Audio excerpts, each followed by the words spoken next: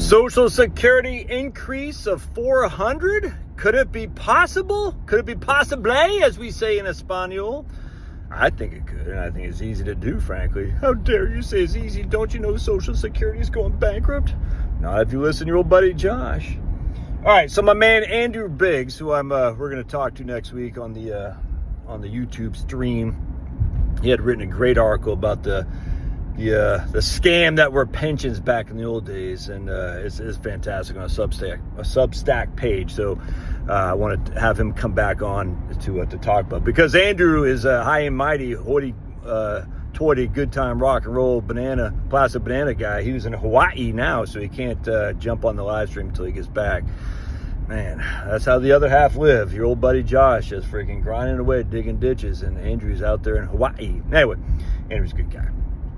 But he had emailed me, as we're kind of emailing back and forth, about the silliness of the 5 lies liberal tells about Social Security. He corrected me to some regard, if you will. I don't know if he didn't say it like that, but I said, I don't know, Andrew. You know these guys. You know the Center for Budget and Policy Priorities, what the hell it's called. You know where they're coming from. Anyway. So he goes, look, Josh, if your goal is to lift people out of poverty, if your goal is for Social Security to lift people out of poverty, it's real dollars that matter relative to the cost of living. I said, I get it, but that's not my goal. If I was king for a day, and you should nominate me king for a day, I would say we need to increase Social Security benefits, because the goal isn't to lift people out of poverty from a Republican conservative perspective. The goal is to get people more disposable income in their retirement years. All right? The impoverished are not our base. I cannot stress, I know you're the king of the entire country. I get it. The impoverished will be taken care of by the Democrats with all the non-cash stuff they can get.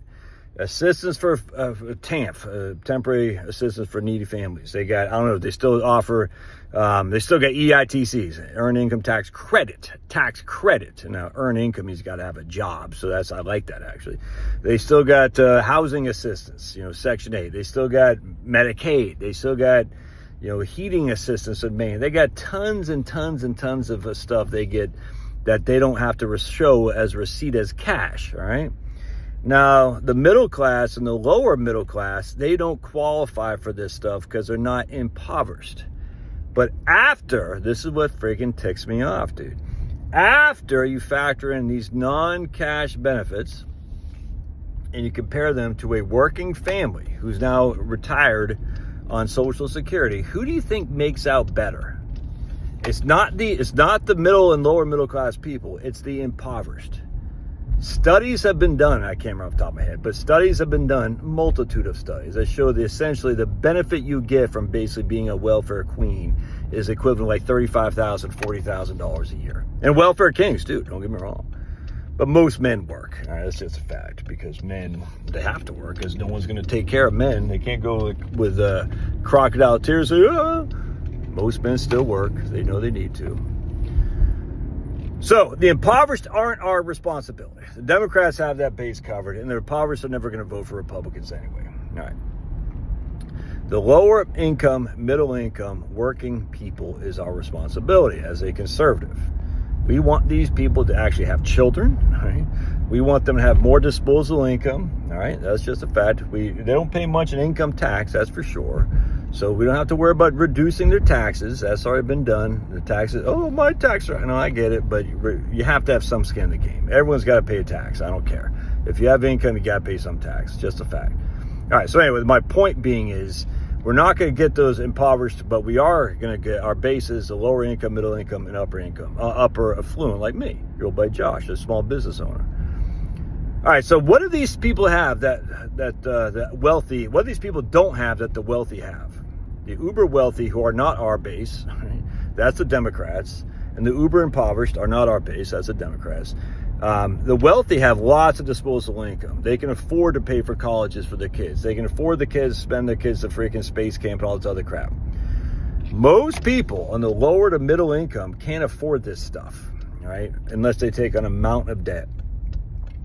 They can't say, I was listening to some guy's YouTube channel today, it's like the 5 lies retirement planners say about, I don't know what the hell it is. He goes, you should be saving 20% of your income. I said, dude, what are you talking about, man?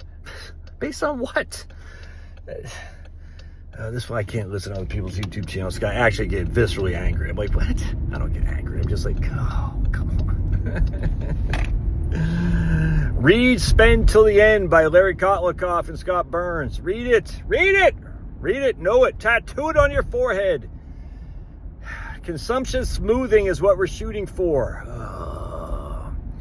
Anyway, so the idea that you're going to save 20%, you're having a hard time getting. It's like the old Saturday Night Live skit. I'll never forget. It was funny as hell back in the 90s. So some lady is basically getting put out of her house for whatever. She couldn't pay the rent or something like that. And she called Susie Orban's show. Said, Susie, I'm getting put out. What do I need to do? And Susie says, well, tap into your 6 months of emergency savings. And she goes, I don't have any emergency savings. I'm living basically paycheck to paycheck. Well, tap into your Roth. It was so funny. She goes, I don't have a Roth. I've been living paycheck to paycheck. Didn't you hear me? I got to find that skit, dude. It was so funny because it's so true. Well, just tap into your 6 months of emergency savings. Then just tap into your Roth. And it's like, I'm being put out of my house because I can't afford the rent anymore. All right, so how do we get this $400 of increase in Social Security? Very, very simple. We increase the second bend point from 32% to 40%. If you have an averaged earned income, an average index income, I should say, of $75,000 a year over the course of your 35 years of labor, that's been adjusted with average wage index. So we're going to say your average yearly earnings was $75,000, which is right there in the middle class, unequivocally that is. And I think a lot of the Republican base is going to be right there. Your AIME, the average index monthly earnings, take that 75,000, divide by 12, and off the top of my head, I think it's like 66,000. I got written down here in my folder, but I didn't want to reach over there. It's $6,600 a month. All right, your first was it $1,226 or something like that. You get 90% of that. The second amount of money, in fact, let me just get a stop sign right here so I can, a stop light right here. I can look at it. I'll tell you exactly what we got. The second amount, yeah, so your AIME is $6,250 is what it is. The first $1,229, you get 90% of that. The second $5,124 of your AIME, you get 32% of that, which is $1,640. What I would do is I would increase that second bend point to 40%, all right? Which means you would get not $1,640 on that 5,124 second bend point. You would get $2,050. You get $2,050. So that's yes, $410 more a month. You get, I think, my math is right. I think it is. You get $410 a month more in Social Security benefits. That's $5,000 a year, dudes. $5,000 a year. Now, how do you pay for that? As if anything. Why is it always just Social Security? You guys say, how do you pay for it? Well, you can pay for it a couple ways. You can do like you can reduce. Here's what I would do, is I would say if you have over, I've told you a million times a Sunday. First of all, I'd increase your payroll tax by 1% or 2%, something like that, whatever. I'd increase the payroll tax. Got to have skin in the game. Employer, employee, I'd increase your payroll tax. Part two of that, I would say that we can increase the wages subject to FICA. I would just say if you have over $1 million or look, we're going to lose this argument. They're going to get it. They're going to get rid of the cap on wages subject to FICA. So let's just say, hey, if you whatever, all wages be subject to FICA. That's going to happen. Now, of course, that's going to create more black market. I get all that, but it's going to happen. So there's a battle. I would easily give that as a bargaining chip. All right, let's have all wages subject to FICA, increase the Social Security benefits by increasing the second bend point from 32% to 40%. Now, that in of itself, just increasing wages subject to FICA won't do it even if you increase the payroll tax by 1 or 2%. When I say 1 or 2%, I mean like 6.2 to 7, all right, something like that. Not 1 or 2%, like 1% above 6%. I'm saying 100 basis points or 80 basis points above the 6.2. That's a pretty car.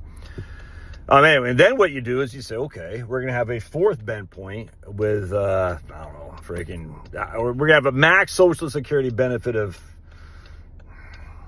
$10,000 a month, whatever it be, $8,000 a month, something like that. And I guess Bernie and Andrew actually did say, Andrew Biggs said on one of my videos, because Bernie Sanders' proposal had a benefit max of Social Security that even if we got rid of the cap on the bend points, the cap on the earnings cap, you don't get any benefits above your income being 225 or something like that. So you can do that too. I get that, man. Anyway, the point being is, but that's a pretty significant tax hit to freaking small business owners. I'm just telling you. The thing about getting rid of the cap, a lot of small business owners are making $300,000, $400,000, $500,000 a year. I know that sounds like a lot of money, and it is, but they didn't make it just waking up one day and start making that kind of money. They took a lot of debt. They sacrificed a lot of earnings in order to build a business. They had to build their business from bottom up, and now all of a sudden they're making some money. We're gonna have a 6.2 times. We're gonna increase their taxes by 12.4% above 160. That's a tax hike way too high. Anyway, so the point being was you just increase the payroll tax by 1%, maybe 2%, something like that. I would actually not even increase the wage cap, get rid of the wage cap. What I would do is say if you have over $1 million of income, you'll lose your qualified dividend income. That will be subject to ordinary income solely to go into Social Security. Long-term capital gains will be subject to get rid of preferential treatment solely to go into Social Security, and we'll have a wealth tax of some amount. It won't be huge, but it's a Social Security wealth tax. That way, and then of course I get rid of all tax. I tax every damn nonprofit there is. I don't church anything. I don't care. Why should Louis Farrakhan get tax-free money? You see what I'm saying? But with that said, why should the Catholic Church get tax-free money when they were freaking diddling kids and they weren't doing anything about it? I got no problem with that. No problem with that anymore. If the church that serves Jesus is contingent on operating solely because of tax benefits, that's not a serving of Jesus Christ. That's for doggone sure. Were there tax benefits to serve Jesus back during, back when Jesus was alive? No. Did Jesus say, hey, and I don't think Jesus said tithe explicitly, but when we were tithing, did we tithe to get a tax benefit? There's a Tesla Cybertruck, let's go key him. No. So if you can only exist because of tax benefits, then you are not serving Jesus and the good Lord himself very well, in my opinion. Anyways, that's what I do. And then you get a $400 increase in your Social Security on your, if your average AIME is, or if your average index monthly earnings is 6,250, which meant your average yearly earnings was $5,000, and that's a lot of money, dude. And then same thing on your wife. Let's just say your wife made $50,000. You know, she get an extra $200 a month on Social Security. That's real money. Again, I don't fault this. How do you pay for it stuff? Because it's all fake. Nothing's paid for, dude. The reason how you know nothing's paid for, because look at the debt we have. 35 trillion. Stop this pay for it crap. It's stupid. How do we pay for USAID? Did you know we're spending $600 million a year on Australian universities? So don't tell me how you pay for this crap. I'm sick of that. It's freaking a joke. It's just a way to keep people. Another Cybertruck. Oh boy. Key him. I'm literally not advocating that because that's just stupid. All right. God bless. Love your thoughts.